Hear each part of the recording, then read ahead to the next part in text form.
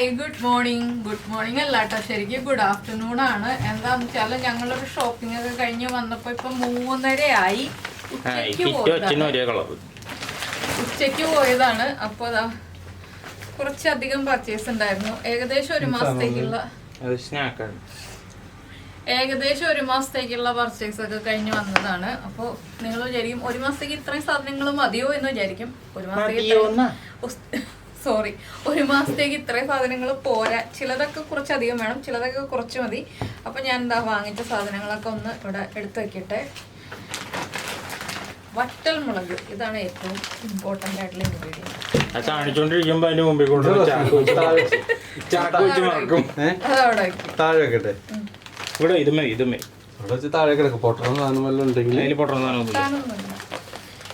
ഞങ്ങള് അരി വേറെ വാങ്ങിച്ചോട്ടെ. അരി സാധാരണ വാങ്ങിക്കുന്ന അരി കിട്ടില്ല. പിന്നെ ശർക്കര നമ്മുടെ ഓണത്തോടനുബന്ധിച്ച് പായസം വയ്ക്കാൻ വേണ്ടി വാങ്ങിച്ചതാണ്. അത് ഡാർക്ക് കളർ ശർക്കര ആണ് വാങ്ങിച്ചിട്ടുള്ളത്.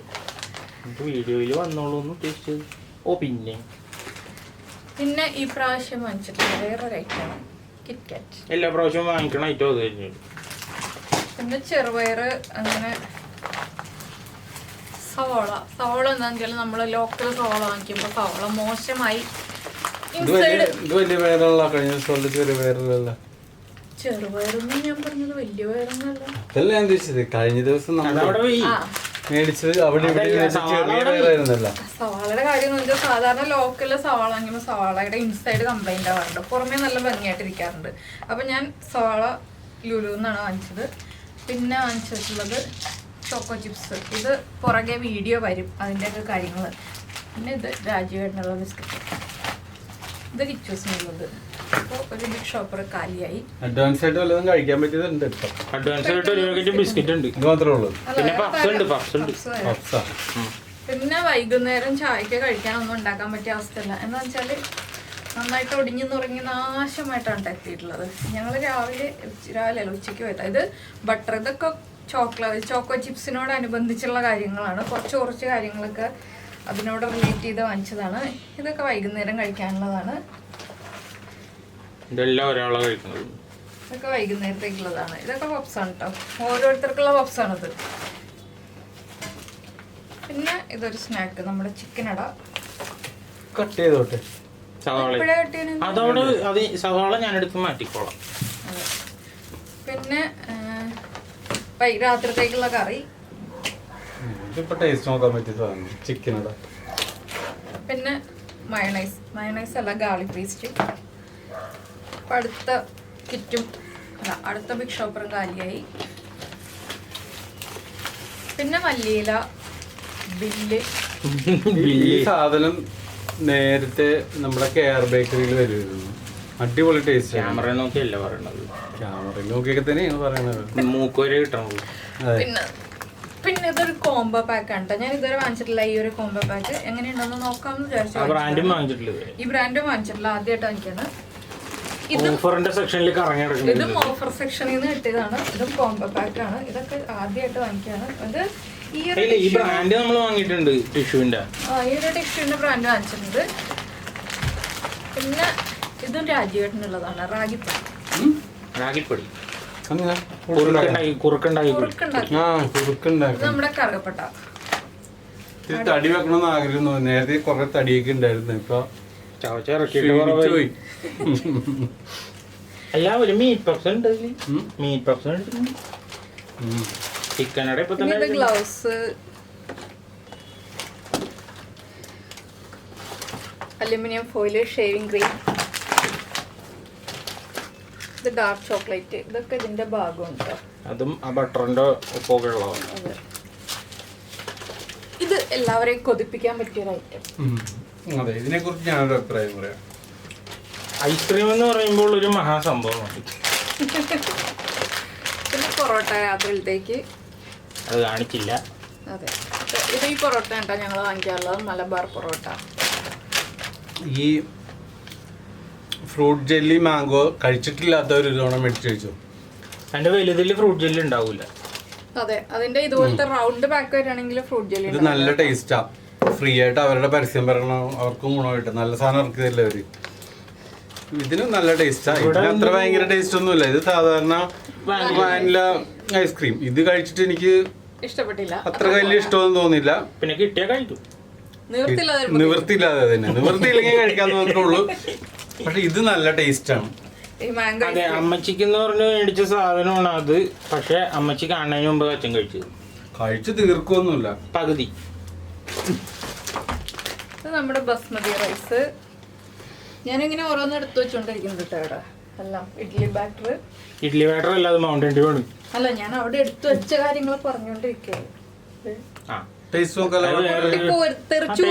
പൊട്ടിത്തെറിക്കരുത്. ഇത് ലാസ്റ്റത്തെ പ്രാവശ്യം പൊട്ടിച്ചിട്ട് എന്റെ ബെഡ്റൂമിന്റെ ഫ്ലോർ വരെ തെറിച്ചത്. പതുക്കെ ഭാഗ്യം. ടേസ്റ്റ് നോക്കട്ടെ.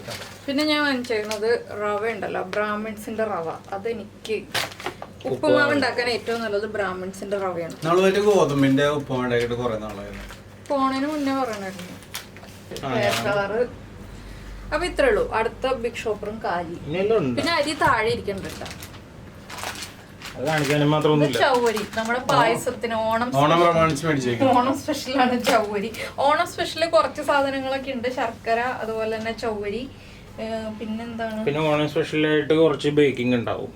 ബേക്കിംഗ് ഓണം സ്പെഷ്യൽ അല്ല, ഞാൻ പായസങ്ങളൊക്കെ പ്ലാൻ ചെയ്തിട്ടുണ്ട്. അതിന് ഉണക്കലരിയൊക്കെ ഇവിടെ ഇരിക്കുന്നുണ്ട്. അങ്ങനെ കുറച്ച് ഐറ്റംസ് പ്ലാൻ ചെയ്തിട്ടുണ്ട്. പിന്നെ കറികളൊക്കെ വരുന്നുണ്ട്. അപ്പോൾ ഇതൊക്കെയാണ് ഇന്നത്തെ പർച്ചേസിങ്. അപ്പോൾ നിങ്ങൾക്ക് ഈ ഒരു കുഞ്ഞു വീഡിയോ ഇഷ്ടമായി എന്ന് വിചാരിക്കുന്നു. ഒരുപാട് പർച്ചേസിംഗ് ഒന്നുമില്ല, അത്യാവശ്യം കുറച്ചേ ഉള്ളൂ. ഒരു മാസത്തേക്ക് ഞങ്ങൾ ഇതൊക്കെ മതിയാവും കേട്ടോ. ഞങ്ങളെന്ന് വെച്ചാൽ ഞങ്ങൾക്ക് ഇതൊക്കെ മതിയാവും. ഇതിന്റെ എല്ലാത്തിന്റെയും വീഡിയോ വരില്ല, കുറച്ച് കാര്യങ്ങളുടെ വീഡിയോ വരുള്ളൂ. ബേക്കിങ്ങിന്റെ വീഡിയോ വരും. എല്ലാത്തിന്റെയും വീഡിയോ അലുമിനിയം ഫോയിലൊക്കെ ചുരുട്ടി തിന്നതിന്റെ വീഡിയോ കാണിക്കാൻ പറ്റും. അങ്ങനെയല്ല,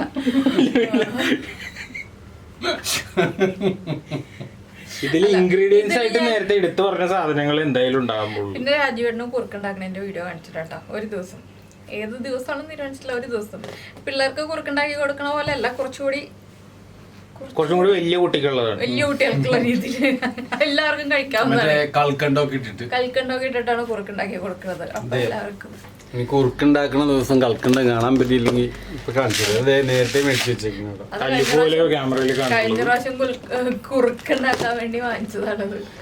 അപ്പൊ ഇത്രയൊക്കെയാണ് ഇന്നത്തെ പർച്ചേസിങ്. അപ്പൊ ഞങ്ങൾ എന്തായാലും ഇനി ഡ്രസ്സൊക്കെ മാറി ഫുഡ് കഴിക്കട്ടെ. അപ്പൊ എന്തായാലും ഇനി ഫുഡ് ഒന്നും എടുത്ത് കാണിക്കാനുള്ള കപ്പാസിറ്റി എനിക്കില്ല. ഞാൻ ഒടിഞ്ഞു നുറുങ്ങി നാശമായിട്ടിരിക്കണം. എന്താണെന്ന് വെച്ചാൽ ഞാൻ കഴിഞ്ഞ ദിവസം ഇതുപോലെ രാവിലെ